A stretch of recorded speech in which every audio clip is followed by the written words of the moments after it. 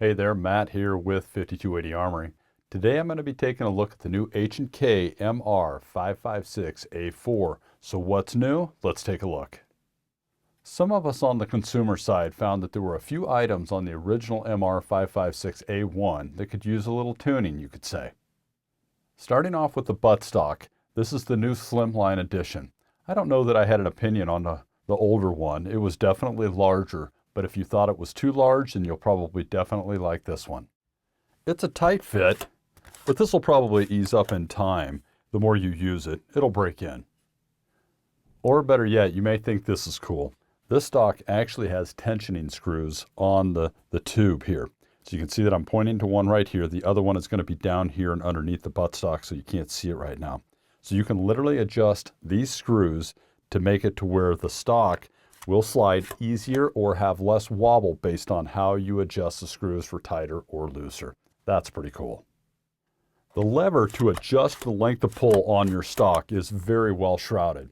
Almost too much so for my personal taste. I've definitely worked with stocks that were much easier to use.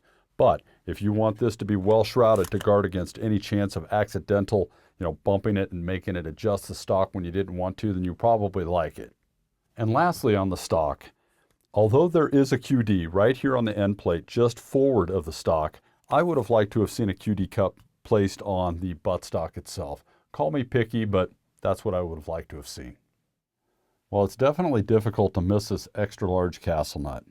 I guess you could argue that it does cover up the remainder of the threads on the recoil tube, if that's necessary, and apparently H&K thought it was.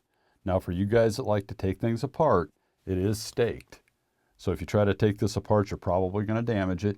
If you do, I don't really remember seeing castle nuts this big very often. You're probably going to have to get it directly through H&K or hnkparts.net or something like that. The pistol grip is new. I believe the older A1 used a mag pull, if I remember correctly. It's definitely smaller. It looks like it has finger grooves, but when you run your finger across it, it really doesn't. There's nothing really there. It just is an appearance thing. That texture, though, is very reminiscent of what you'd find on a VP9. This smaller grip and degree of angle that it's running at has got me overshooting that trigger by a good 1.5 inches. That doesn't really bother me much. It may bother some, but it will work better for those that have smaller hands. And while I've got this in hand, I'd like to show this bolt catch. I'm also not having any trouble reaching it without having to adjust my grip. I can get to it without really rotating my grip at all, so that's nice. This will vary for some though, not everybody's fingers are the same size. Backing up a bit, I'll click the safety. It's ambidextrous, as are all the controls. It's a 45-degree type, and that's going to make a lot of guys happy, especially the ones that don't like it when it's 90 degrees, it gets up underneath your trigger finger, and it's annoying.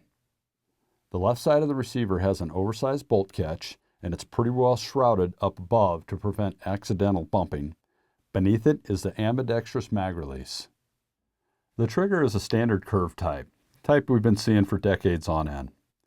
I've gotten kind of hoity-toity, I guess. I kind of like the flat triggers. I was almost disappointed.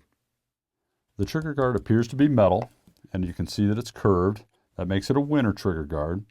Shouldn't have any trouble using most gloves within reason. Most of you are going to like this next change. H&K altered the angle of the magazine well. The A1 was mag picky. You pretty much had to use H&K mags or Magpul M3 mags. Now, that should be different with the new angle. You should be able to use some of the older AR mags that you've got in your collection. This too made sense. Moving away from the complex pin, takedown pin that is on the older design, it had a cool factor, but I absolutely hate having to have tools to take down my rifle when I'm out in the field. They've changed that, and it's a little tight, but as you can see, I was able to push through this rear takedown pin with my finger and pull it out with my fingernails on the other side, and I'll be able to do the same with the front as well. This charging handle is gigantic. You're probably going to need all the surface area that you can get. When you go to pull that charging handle back, you're going to notice that there's quite a bit of tension on that recoil spring. The 13.5-inch forend is a definite improvement. It's much more slender. I don't really know what they were thinking with the older A1. It was fat and annoying, and I really don't know anybody that liked it at all. M-lock slots can be found at the 3, 6, and 9 position. Definite improvement on this. The two-position gas block has a big N and a big S on it. N for normal, S for suppressed.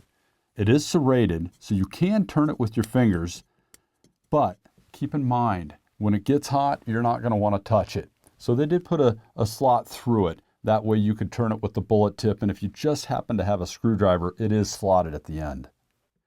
Just behind the gas block, we're going to find the short stroke gas piston. This is one of the biggest differences in my mind between this and any other AR. It just obviously makes the rifle more reliable, and more importantly, it keeps all that crap and dirt and heat away from your bolt carrier group and everything else that's important back here in your receiver. It has a 16-inch Cannon grade cold hammer forged 1-7 twist barrel. And here's the best part. H&K is warranting it for life. That's something you don't see very often.